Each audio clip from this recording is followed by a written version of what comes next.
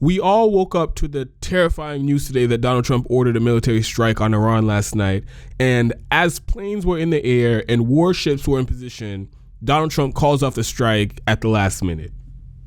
My interpretation of what happened last night seems to be a lot different than most people that I'm seeing, because looking at the situation, I don't think Donald Trump actually intended to strike Iran last night. I think it was probably more of a threat and a game of chicken than anything else. Not because I think Trump is some secret non-interventionist, but because he's clearly lying about some important details about what happened last night, and the official story isn't making much sense. Before I explain what happened last night, let me give you a quick update of what's been happening with Iran recently. It seems like the Trump administration has been going all in to demonize Iran and lay the groundwork for potential military action. A month ago, there was an attack on an oil tanker off the coast of Iran. The U.S. blamed Iran with absolutely no evidence. A few days ago, another oil tanker was attacked. Within 2 hours, the U.S. had already blamed Iran again with absolutely no evidence. But this frame job looked even more ridiculous than the last one because the Trump administration was putting out all these grainy videos claiming they have Iran on tape planting mines on the ship that later exploded. But what people who were on the ship, like the captain of the ship and also the owner of the ship, are saying that it was not a mine that exploded. Something came flying at the ship and then exploded like it was a rocket or a missile or something. So in this case, not only is there no evidence for the U.S. claim, the only evidence that we have so far directly contradicts the story coming out of the Trump administration. Then I believe a few days ago, probably Monday, Iran shot down a U.S. spy drone that they claim flew into Iranian airspace. The Trump administration claims that the drone was in international airspace. It goes without saying that I don't believe the Trump administration, since they've lied about everything related to Iran. So the more likely scenario is the U.S. drone entered Iranian airspace and then was shot down, which Iran would have every right to do because the U.S. and their drone was violating their airspace. Which leads me to the attack that Donald Trump authorized last night in retaliation to that drone being shot down. Now, the reports are the planes were in the air and the warships were in position, and the mission was well underway, and the targets were about to be hit. And then last minute, right before the bombs were in the air, Donald Trump calls off the strike. We all agree with the facts up to this point. Where things stopped making sense for me is when Donald Trump took to Twitter this morning and did a long tweet storm about the incident. Towards the end of his deranged meandering, he makes it seem as if the planes are in the air, warships are in position, and while he's in the Situation Room, he then turns to a general sitting next to him and asks, hey, how many people are going to die from this strike? And the general says 150 people. Then Trump says, oh, that's way too many people.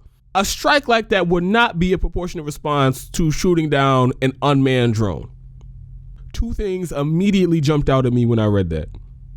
The first is that this strike was authorized hours before Trump called it off. I find it incredibly hard to believe that the people briefing him on his potential military options didn't bring up how many casualties they were expecting. I'm talking about generals and admirals, national security advisors, CIA analysts. During this whole meeting to authorize this military action, nobody said or even asked how many casualties they were expecting. Trump didn't ask how many casualties they were expecting in that meeting, but approves the strike anyway. And then hours pass, Trump knows the strike is going to happen, still hasn't asked a single person how many casualties they're going to be. Then everyone's in the Situation Room now, and the planes take off. They're waiting for them to reach the target. And 10 minutes before the bombs are supposed to hit their target, Trump turns to the general sitting next to him and asks, hey, how many people do you think are going to die? General says 150. Trump says, whoa, what's going on here? Call this whole thing off, shut it down. That's fucking crazy. So the timeline is not adding up because I find it incredibly hard to believe that the very first time Trump heard about the potential casualties was 10 minutes before the bombs were supposed to land on their target. And then furthermore, does anyone believe that Trump cares about Iranian casualties, whether they're military casualties or civilian casualties? I believe it was a year, at most 2 years into the Trump administration, before Donald Trump already surpassed the amount of civilians killed in Iraq and Afghanistan during Obama's entire 8 years of being at war in those countries. Trump came into office and increased drone strikes by 480%. The same drones that missed their target 90% of the time. So he increased the indiscriminate slaughtering of civilians with the use of drones by 480% as soon as he came into the White House. And I believe he might have been asked about it one time, and when he was, he defended it by saying we need to get tough on ISIS. In Iraq, Syria, the U.S. military demolished the entire city, killed at least 1,600 civilians. I did a story about that a couple weeks ago, maybe over a month ago now. We also destroyed East Mosul when we were trying to get ISIS out of there. And I will remember this till the day I die. There was an airstrike on a building in Mosul that turned out to be an apartment complex, killed almost 300 civilians in that one airstrike. And then when asked about it, the U.S. military tried to lie and say they weren't responsible for it because they called it an airstrike across the street. So there's no way they could be responsible for that building being hit with a bomb. And then after different international groups and journalist organizations investigated it, they found, of course, the U.S. was lying and they were responsible for that airstrike that killed nearly 300 civilians. Donald Trump is actively supporting Saudi Arabia doing a genocide in Yemen with U.S. weapons and the aid of the U.S. military. 84,000 children have already starved to death because of the actions of the U.S. and Saudi Arabia and the United Arab Emirates. If you think Donald Trump calls off a military strike that he already approved because he hears that 150 people are going to die, that is incredibly fucking naive. The man slaughters civilians on a regular basis, and he doesn't give a fuck about casualties. But this time, for this one strike, the casualties is where he draws the line. I'm not buying it. Something else that disproves the notion that Trump called this off because he cared about casualties. Say the casualty number wasn't 150. Say it was whatever number Trump feels comfortable with. Anyone, literally anyone knows if the U.S. conducts a massive assault on Iran will retaliate, and that will lead to a giant regional conflict at a scale we haven't seen in our entire lives. And that's including what happened with the Iraq War. And hundreds of thousands, if not millions of people would end up dying. Donald Trump had to know and be okay with that possibility before he authorized the strike. Which makes it even harder to believe he called off the strike at the last minute because he heard 150 people were going to die. I'm not buying it. But Reuters has an exclusive that came out hours before Trump's tweets this morning that provide context and give some insight into what was happening behind the scenes leading up to Trump calling off that strike. Apparently, they talked to Iranian officials who said that people from the government in Oman reached out to them as a backchannel for Donald Trump and delivered a message. And this is a quote from one of the Iranian officials. Quote, in his message, Trump said he was against any war with Iran and wanted to talk to Iran about various issues. He gave a short period of time to get our response, but Iran's immediate response was that it is up to the supreme leader, Ayatollah Khamenei, to decide about this issue. And the second official that was quoted said, quote, we made it clear that the leader is against any talks, but the message will be conveyed to him to make a decision. However, we told the Omani official that any attack against Iran will have regional and international consequences. I think there are three options for what could have possibly happened last night. The first one is the one that I'm slightly leaning more towards, and that Reuters exclusive really helped me come to this position. I don't think Donald Trump actually intended to strike Iran last night. If we are to believe the Iranian officials in that Reuters exclusive, right before this strike was supposed to happen, Donald Trump reached out to the Iranians and told them, hey, look, I don't want a war. I want to talk to you about various different issues. The way I see that is, I think Donald Trump is trying to threaten and intimidate and strong arm Iran into coming back to the negotiation table so that he can come up with his own version of the Iran nuclear deal. I think this is Trump's deranged version of the carrot and the stick.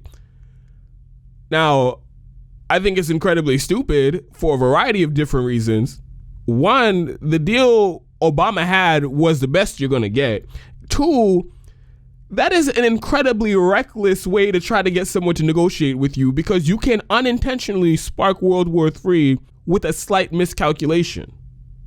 But we've seen Trump do this reckless move with North Korea.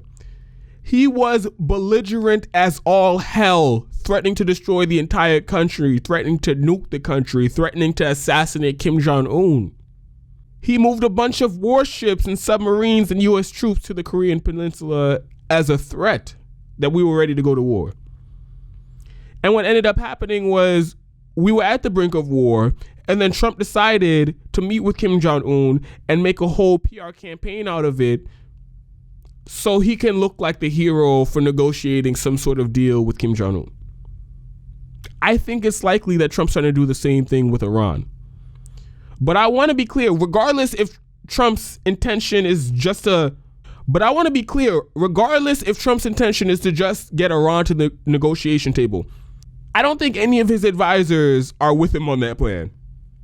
I think John Bolton and Mike Pompeo and Gina Haspel are actually ready for an all-out war with Iran, and they are doing everything in their power behind the scenes to drag us into one, whether Trump wants it or not. The second possible scenario is Trump does want to go to war with Iran, but at some point he realized he would look like the aggressor because starting a regional war over a U.S. drone and an oil tanker being attacked isn't proportionate. So maybe he's just waiting for a better provocation so he can play the victim and act like when he does start this war, it is actually in self-defense, even though we all know that's not true. Third option is Trump and all the neocons did want to go to war with Iran last night, but something came up at the last minute and derailed their plans, and it had nothing to do with how many casualties they were expecting. Regardless of what actually happened last night, I still think this is too close for comfort. We are playing with fire by provoking Iran to the extent that we are.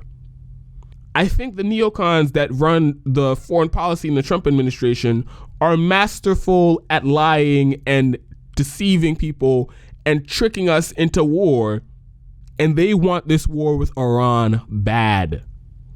If we keep getting into situations like this where we're right on the edge of attacking them, sooner or later, the neocons are going to tip the scales, or there'll be some sort of miscalculation. And once certain actions are taken, you cannot put the cat back in the bag. And we will find ourselves on the path to a disastrous war with Iran that would be an unmitigated catastrophe.